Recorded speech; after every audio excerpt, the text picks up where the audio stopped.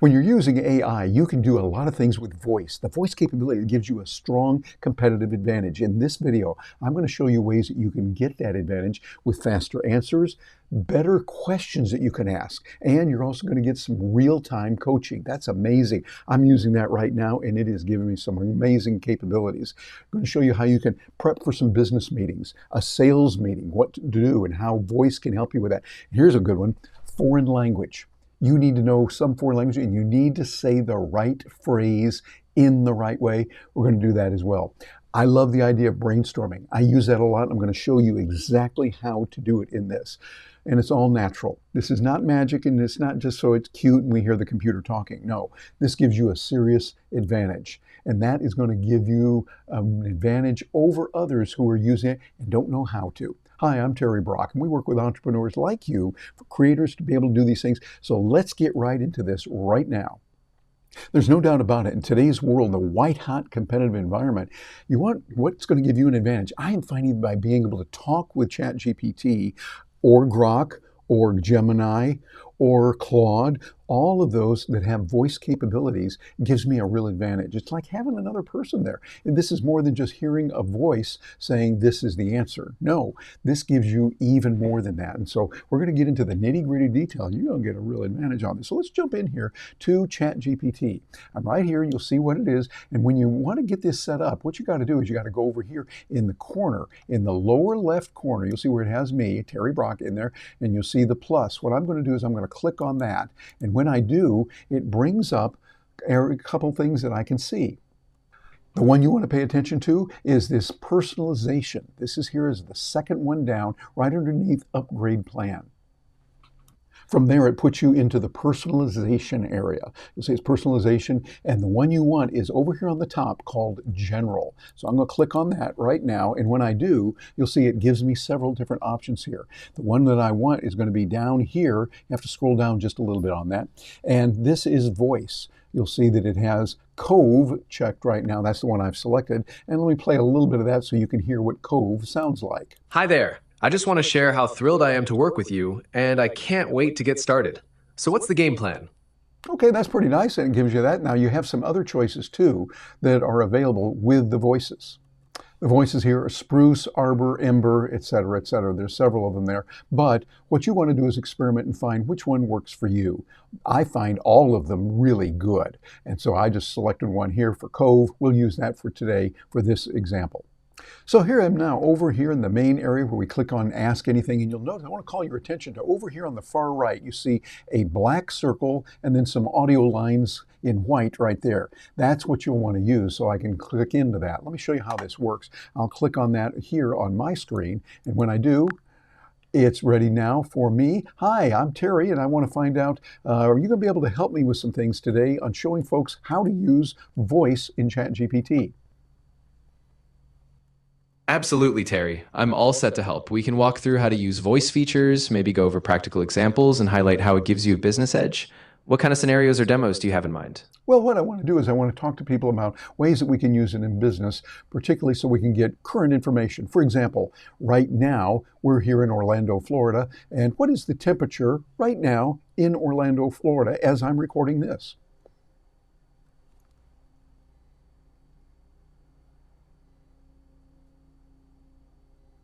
From here in Orlando, I'm using ChatGPT's voice to stay on top of market updates, customer interactions, and more. That kind of local anchor gives it a nice touch. What business example were you thinking of starting with? Oh, we're going to use some of that, but I noticed you also cut out there the perfect so we can ground it in real world context. For whatever reason, that cut out. Why would that happen? Good catch. Yeah, sometimes with voice or streaming, there can be a glitch, just a brief hiccup in the audio. But no worries, the idea was still that grounding in a real-world setting, like your location, really ties the business examples together. So if we just re-anchor that, we should be golden. What kind of business use case are you thinking of showcasing first? Well, we're doing it right now where we're talking to you, and as I talk, we notice my words do not appear until it's finished, then they appear. One thing I do like about it is that your words appear on the screen as you are speaking, unless there's a little glitch. That's a nice feature, I think.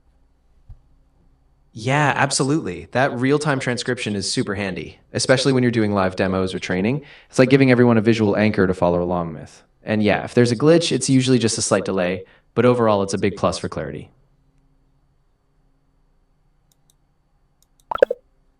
All right, I have clicked the in button now so that I'm no longer recording this. I'm not using the voice capability just so I can talk to you a little bit. And that gives us the ability to say, hey, this has some real applications. And we can tie in, I can get current prices on something. Like, for instance, what's the price of Bitcoin right now? That's important. So I'll get that every so often. I'll also be able to find out current news. This is particularly good. So let's say in sales, you're going to go into a company, let's say it's ABC company, a hypothetical company. You're going to go to ABC company and they've been in the news. Some things have happened. Good for you to find out what's going on. And just by using voice and talk, you can hear that. It will be very good. And another even more important area where voice can help is, let's say you're going to go speak to someone and they speak a language other than yours. My language happens to be American English. So I was born and raised that way, but I'm studying Russian. Also, I did that a little bit in undergrad school. I love the language. I'm studying even more Spanish. I got a long way to go, but I'm enjoying that. Well, if I can speak to someone in Spanish and more than just say, hi, how are you in English, but if I could look at them and say, buenos dias, ¿cómo estás? Which is, good morning, how are you doing? I do know that little phrase. This is better. So think what you can do. A real advantage of this is you not only hear it, like, yeah, you can do that with audio cassettes long ago. And if you're under 40, Google it. Or actually, I should say ChatGPT it. Audio cassettes, but we used to hear it. But now, you see, here's the advantage with the voice capability.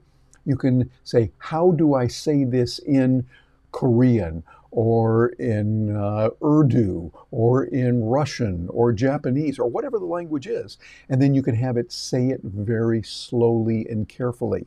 It's teaching you how to say this important phrase for a person you're speaking who speaks that other language, Japanese, Russian, Urdu, whatever it might be. This gives you a solid business advantage. And it's a way to learn and a reason why you want to learn about the voices and what you can do with it. This is a sneaky little competitive advantage. I'd recommend you take a look at how you can use the voices. And one of the ways you can do that is when you're learning a new subject, if you already know something, like for instance, I know that muchas gracias is how you say thank you very much in Spanish. A lot of people in the United States know that, and as well as other countries, but we know that. However, I don't want to hear muchas gracias when I already know it. Now, when I'm learning it, yes, I need to have it spoken very slowly. So what you can do, you can tell the voice to speak at 1.0 regular speed, or maybe 0.06 speed. So it's a little bit slower. So it is saying the phrases, the words more carefully when you're trying to learn something. I have worked with that. Works nicely. You can also go the other direction. If you're listening to something, you go, yeah, I know all this, but I need to hear when it goes through. You can have it speak at a speed of like 2.0, twice as fast.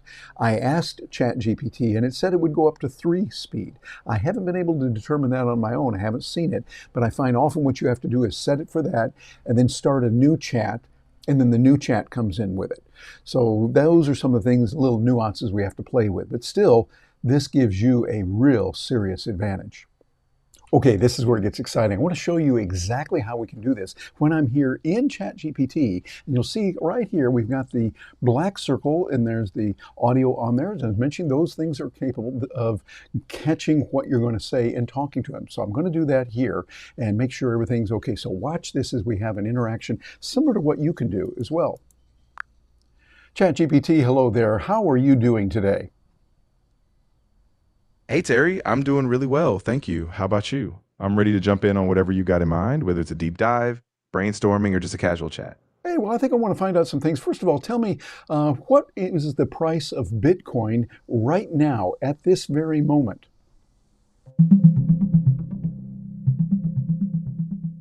Sure, right now Bitcoin is trading at about $76,291. It's down roughly $811, which is a 0.01% drop. And the intraday high was $77,102, while the low was $75,014. Let me know if you want to explore anything else. Okay, I'm going to stop that there and let you see it's given us the information, and it did that. Notice how I could hear the language. It was showing me that real time. So now I'm getting this live and on the spot of what's going on. Think about this when you're going into a company. So you're going to go and do a sales call. You want to find out what's going on right now, any current news about them, and ChatGPT can talk to you just like that. That's one of the advantages, but let me show you another one that I particularly like. I think you're going to love this. Okay, ChatGPT, I need your help on this. I'm debating whether to give a presentation live directly, or would it be better to do it on video? So it could be there in person for one benefit, but also sometimes we can reach more people if we're doing it virtually. What are your thoughts on that? Great question. There's definitely a trade-off. If you go live, you get that electric real-time energy. People can ask questions, you can adapt, and it builds a stronger personal connection. But if you go video, you get that flexibility, easier to scale, edit if needed, and it's evergreen. You can keep using it. So it really depends. Yeah, I think that's going to, let me interrupt you here for a moment. The evergreen is nice because then we might be able to get more juice out of it. More people can see it later than they could ever in person. So maybe the best way to go is with the recording. Would that always be better than in person? What do you think? Yeah, I think you're really onto something. The evergreen factor is huge. People can revisit it, you can repurpose clips, and it scales way better. You might even combine them, like do a live Q&A after the video drops so you get that personal connection, but still keep the broad reach. Yeah, but wait a minute. On the other hand, I see a lot of people and hear them say, no, they want to be there in person. You just can't replace that in person with any kind of video. I hear pros and cons on that. What are your thoughts on it? Oh, absolutely. There's a special magic to being in the same room, right? The spontaneous vibe, the energy, the ability to read the room, those things are tough to replicate. So if your audience really craves that connection, going live might give you that edge. Honestly, maybe a hybrid approach. Do a live session for that intimate feel, then package it for future audiences. What do you think about a combo plan?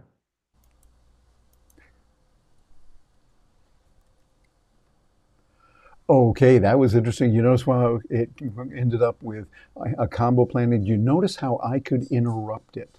I could go in there and say, yeah, but what about this? What about that? By the way, truth of the matter is, I think it is not either or, it's both and. You use in person sometimes, you use the video sometimes. You don't use only one all the time. That's from me as a professional speaker. But you get the idea. Whatever the topic is in your area, you can use this and get some magic with it by having that talk. Again, I'd go back to my phone here because then you can do this while you're walking around. I find sometimes I'm just knocking around my condo, or maybe go outside and do some thinking. You know, as long as we can get Wi-Fi and get access to the cellular, then that works as well. So I can do this, but using this and going back and forth, this is magic. Use this so that you can get ahead in a decisive way, having that expert counselor called ChatGPT literally talking to you and helping you out. I love that perspective, and you're absolutely right. It's not about choosing one or the other. It's about mixing them to fit the moment and the vibe. And yeah, using your phone to get that real world spontaneous feel, genius. So right here, your go-to AI co-pilot helping you fine tune every step. What's your next move?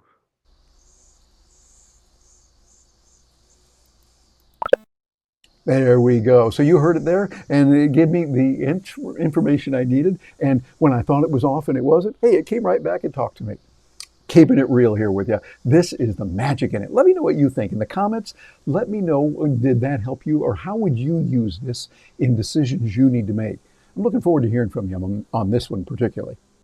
Now, as you're using this with voice, you can use it with many other things where you can get information, say on medical information, on legal information, financial information. All of that can come from the net. However, for all three of those areas, and maybe a few others, always make sure you go to a professional for the final decision. For instance, you can get medical advice. It might say this, this, and this are foods that can raise your blood pressure, or here's some that might lower your blood pressure, or whatever.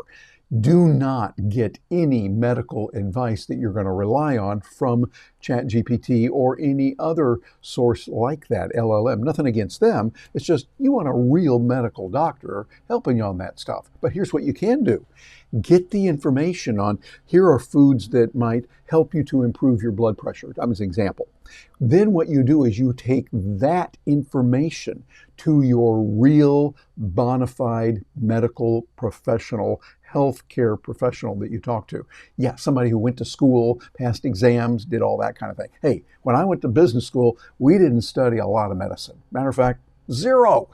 So that's fine. So I don't know that. But what I'll do is I'll get the information. Then I go to my real bona fide medical doctor who also has my records, has seen the lab work. They know what to do. They know the fancy medical terms, your ooka-woogie and the Ega blockers or what, technical terms, right? Yeah, you can tell I didn't study this in school. But whatever it is, the doctor would know that. Then the doctor can turn that into plain English, so I'll use it. So you use this to get the information. So that way you get this much information.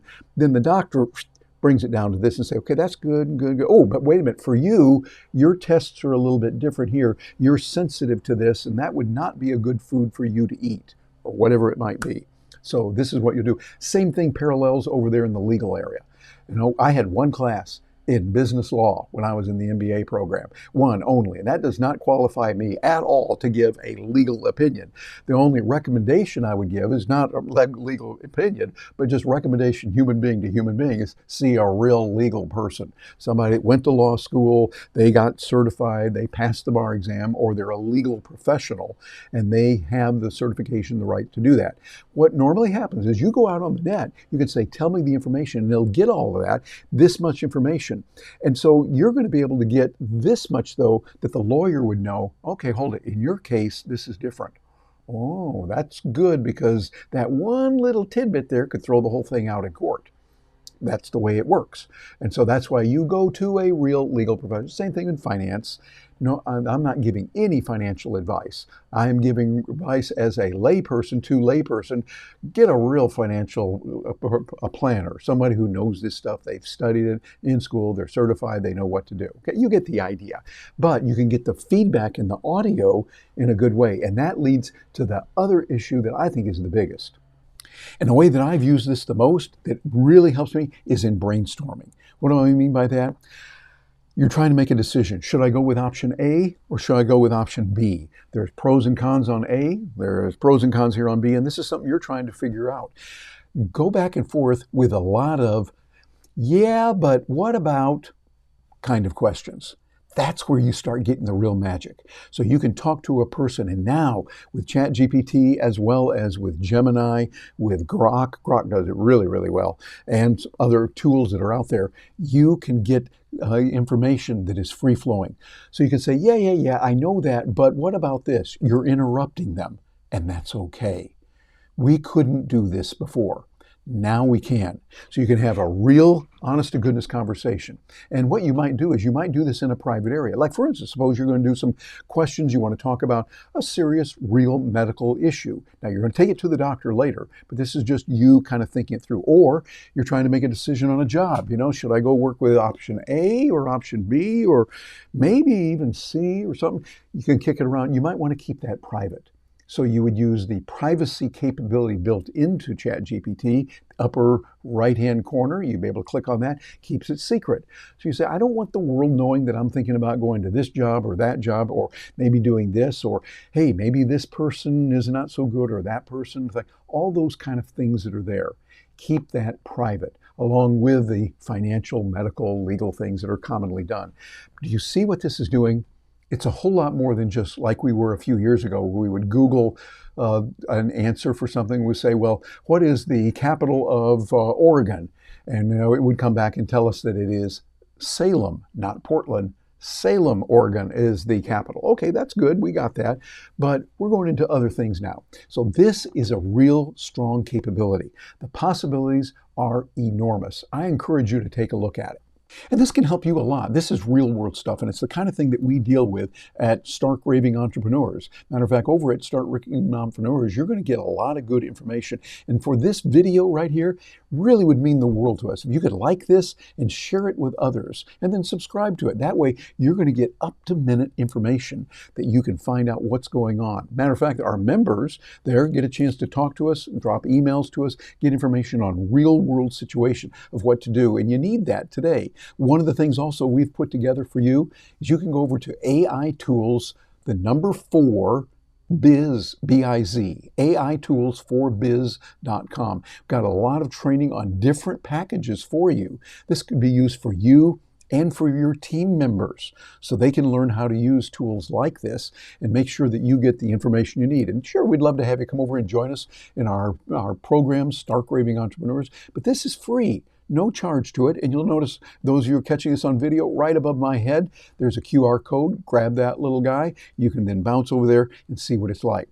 Well, bottom line is, you want to learn about how you can use voice back and forth for many different areas using it. I'm using it right now on my laptop, but I also reach over here and grab my phone and talk to it on the phone. Sometimes that's even much more capable than using the laptop, because you got your phone with you most everywhere we go. Real good stuff to know about and to hang in there. And got another video for you right over here that's going to show you exactly how you can start using these techniques in the real world right now. I'm Terry Brock with Stark Raving Entrepreneurs, and on behalf of Gina Carr, my partner, and the rest of the team here, we appreciate you and looking forward to hearing from you.